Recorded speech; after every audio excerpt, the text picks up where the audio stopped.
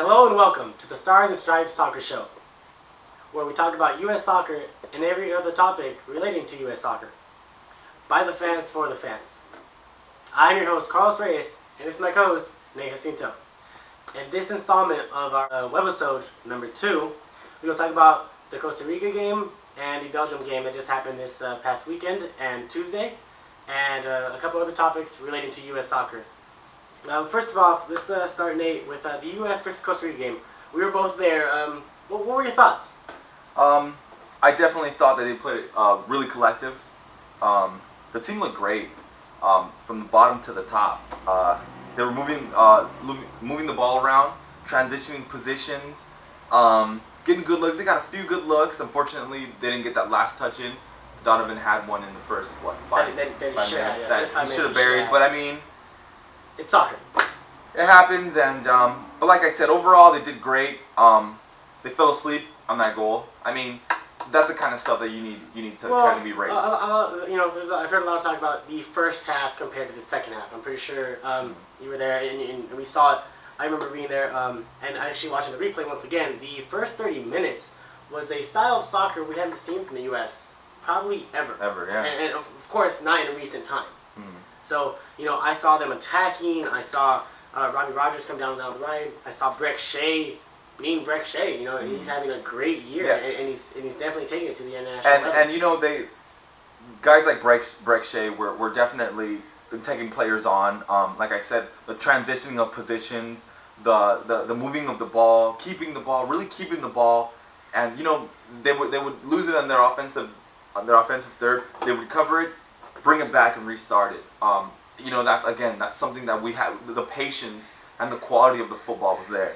And yeah, man, I really enjoyed it. Like I said, the only thing that we missed was that goal. And unfortunately, that's the part that counts. So, what do you think? What worked? What worked with Klinsmann's system in that game, that first game, that Costa Rica game? I like the likes of Breck Shea, Jose Torres. He is like I said. I said in the past episode that he gave that finesse to the game. He gave that creativity and that touch, and he really involves everyone in the game. Yeah. He's that guy, that go-to guy. He's your Xavi or Iniesta for Spain. It seemed like he's that creative counterpart. That first half, definitely. Throughout the game, he showed a lot of he's controlling the pace of the game. Absolutely. That's the reason why Klinsmann brought him in. Yeah. And it definitely showed. It definitely showed why he was there, why he was brought in. He was basically, that number 10 we like to talk about, basically the guy who creates everything. The ball goes through him, and things happen after that. Also, there's been a lot of talk defensively. He picked it up a lot. I think he played very well. Came back and was winning balls back. Another thing also is the U.S. as a collective team. They were doing what kind of the Brazils, the Argentinas, the Spains do. When they lose the ball, get it back as quickly as possible and start touching it around. And that's soccer. In today's soccer, you lose the ball, 5 players crash it. You even see it at the club level. Barcelona and Manchester United do this very well.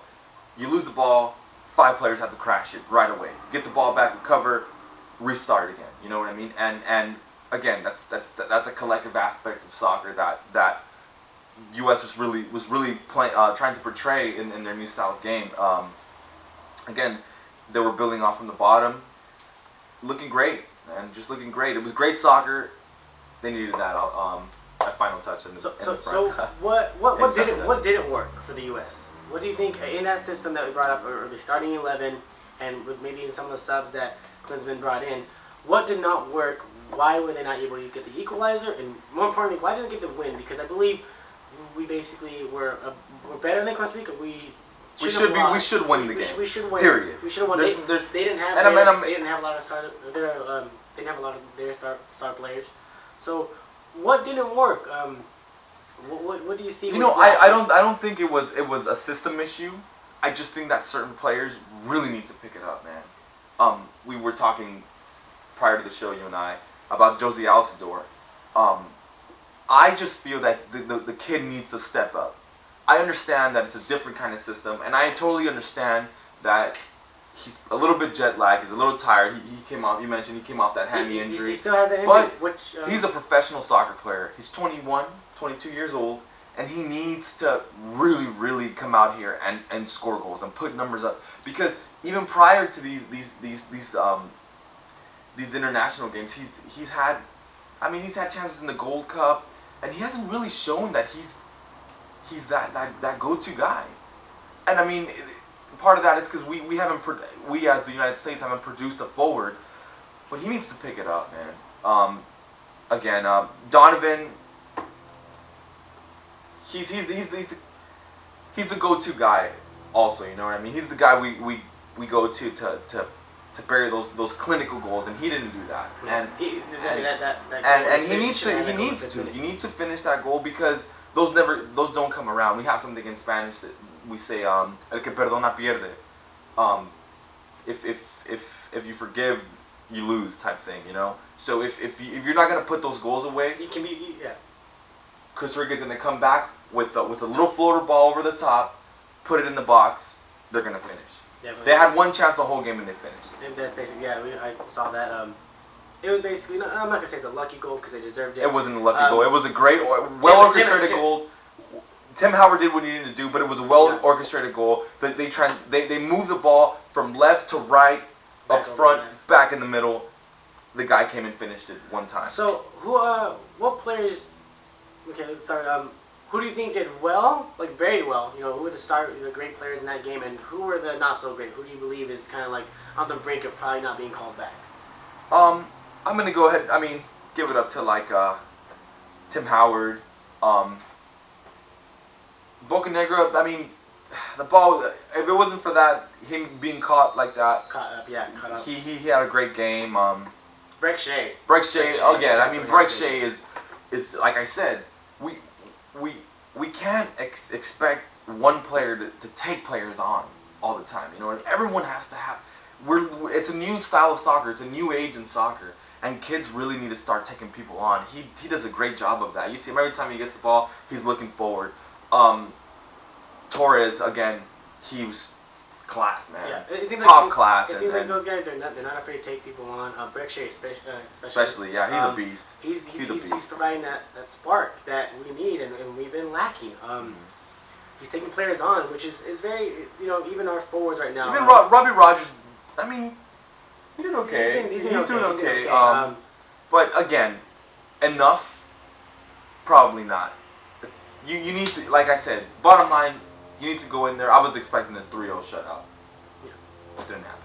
So, players who didn't do well, those who you think are on the brink of kind of like not being called back.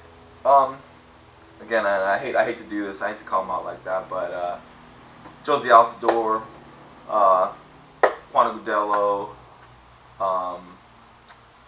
I would say Edgar Castillo. Edgar Castillo. I was kind of hard on him the last time we got together, and once again he has shown that he does not look comfortable back there, and you need a guy back there who has a certain presence about him, who basically says, "This is my left side, and I'm going to take this over." We had problems in the left back, and I just don't think Edgar Castillo's it. And so the search continues, to be honest. You know, and even in some of the training sessions that I was picking up that they had here at the Home Depot, he's really anxious with the ball, really really stuttery with the ball, and his eyes look so like he's just bug-eyed. You know, and it seems like it's too much for him. And at this level, you can't do that. You have to be aware, especially as a defender, especially as a left back.